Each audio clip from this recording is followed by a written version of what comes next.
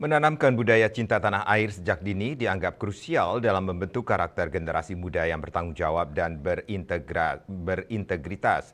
Selain pendidik, peran orang tua dan lingkungan juga sangat krusial dalam mengajarkan nilai-nilai kebangsaan untuk mempersiapkan pemimpin masa depan.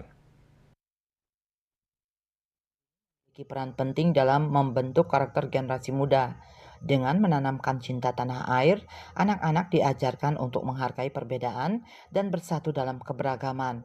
Ini penting untuk menjaga persatuan dan kesatuan bangsa. Selain itu, generasi muda yang memiliki rasa cinta tanah air yang kuat akan lebih bertanggung jawab dalam mengambil keputusan yang berdampak pada masyarakat dan negara. Mereka akan lebih siap menjadi pemimpin yang bijaksana dan berintegritas di masa depan. Pendidik anak usia dini Imade Juwana Aryanta mengatakan, menanamkan rasa cinta tanah air kepada anak-anak usia dini sangat penting sekali karena bisa membentuk karakter dari anak-anak itu sendiri. Terlebih lagi mereka merupakan generasi penerus yang akan melanjutkan estafet kepemimpinan bangsa Indonesia. Ditambahkannya, selain pendidik, peran orang tua dan lingkungan juga dinilai sangat krusial. Jadi menanamkan rasa cinta pada anak-anak usia dini tentang tanah air itu sangat penting sekali karena di sanalah kita nanti bisa membentuk karakter daripada anak-anak tersebut. Karena ke depannya nanti anak-anak merupakan generasi penerus.